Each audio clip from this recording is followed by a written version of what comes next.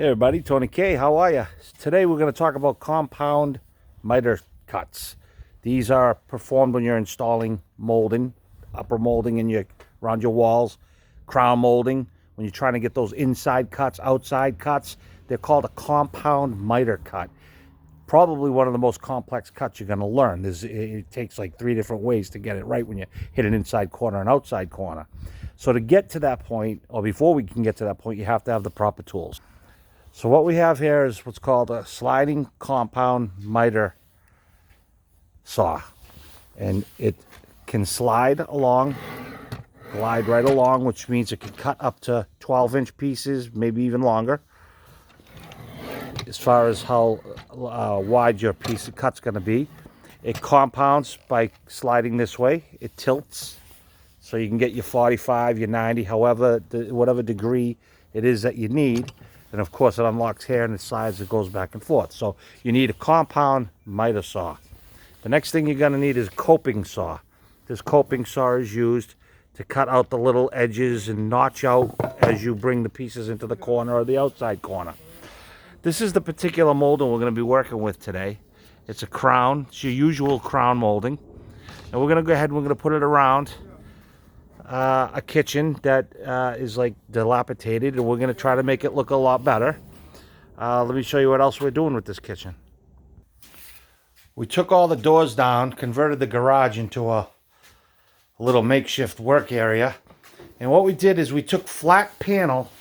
These were just flat panel cabinets. You can see the old style it was. These were built-ins, and we added pieces here that will be all filled in, and we're going to basically create a shaker panel out of these. And when we go, after we do the fill in the pieces, we will do the fill-ins with the wood filler. And this is one right here that we're filling right now. We overfill because we're going to sand it down. You're going to make sure it's smooth.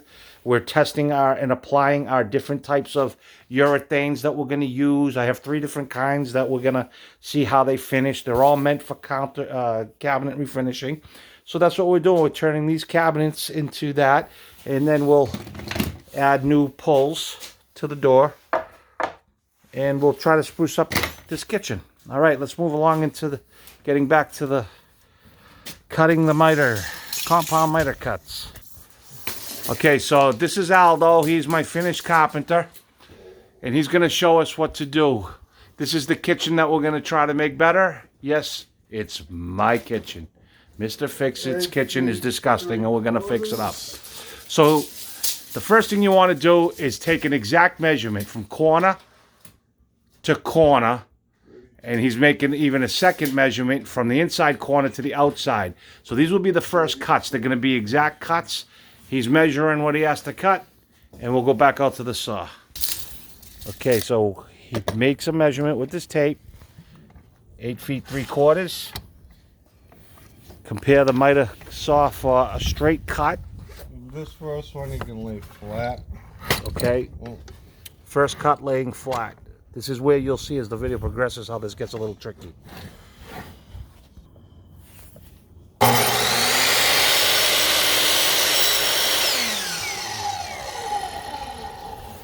So satisfying to see these cuts. Look at that. Nice, straight, good new blade. Look how that cuts.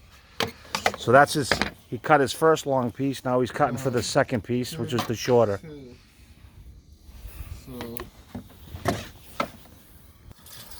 All right, so what he's measuring out here for is the second piece, the second cut.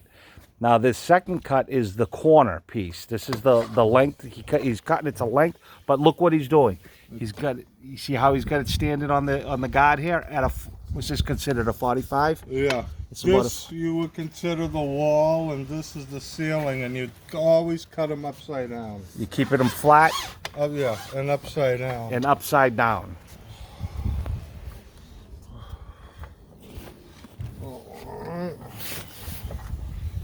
45. Cut into a 45. So we're at an angle and we're standing up. Our first cut here. Right there.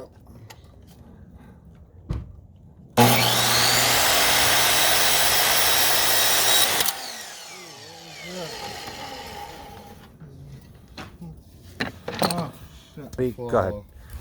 All right, so like you said, once he cut it, you can see now that this 45 is going this way.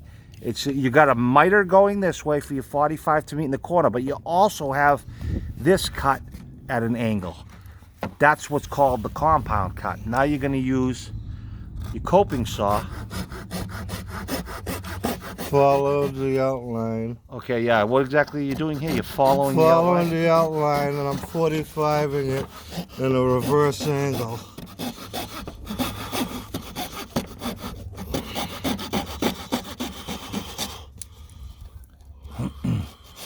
I see what you're doing. So just follow the line, just like you're tracing it.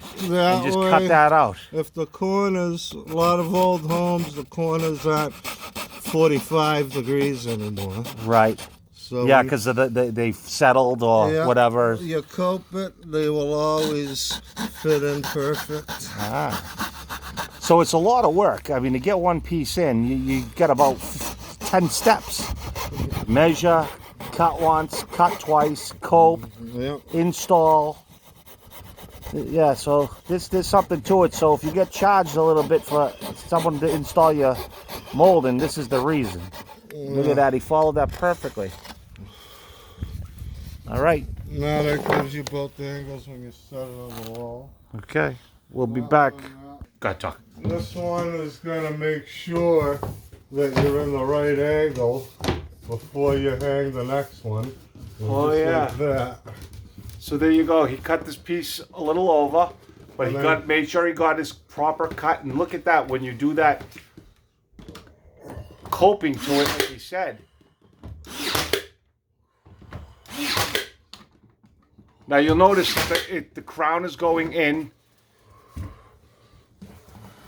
at a 45 wall to ceiling.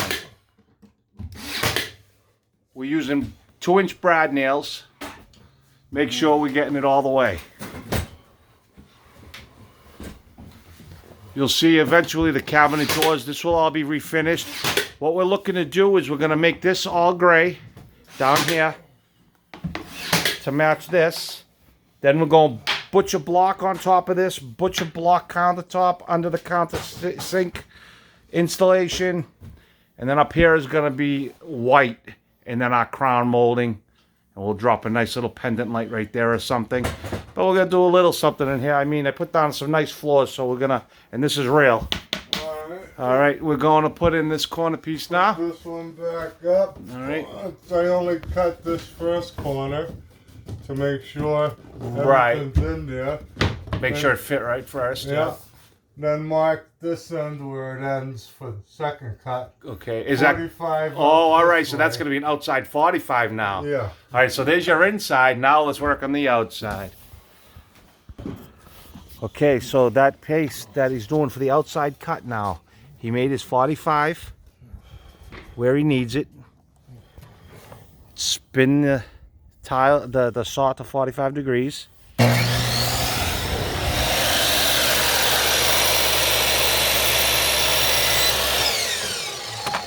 Now both sides are cut.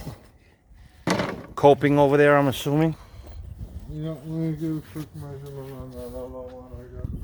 So he moved ahead and he went and he's making the 45 compound now for the outside cut still, but it's the other piece that's going to meet it, the smaller piece coming in from the inside cabinet out.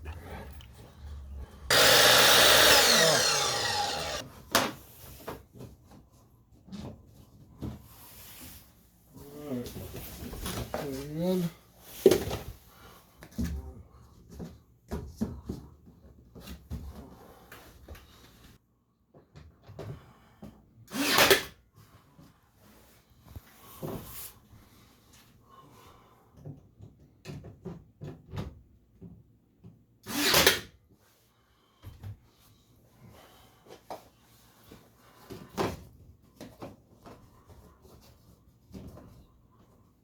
Oh, let me get some glue. I want to glue the corners. So he's getting some glue. He likes to glue the corners when they meet and make them hold even tighter. Hey, so I'm looking for some ideas, guys. I know I said that I'm going to do white top, gray bottom, match this, butcher block, drop. But I wonder if I should add gray up here. See this decorative molding? It's driving me crazy. But we're going to end up putting, as you can see, it right over the molding right over it. And I'm wondering if anybody's got any ideas. Should we make that gray too? Leave it white? What should we do? I need design ideas. Anybody got any? I'll take them. Glue Adding for- glue. Yep, to the corner.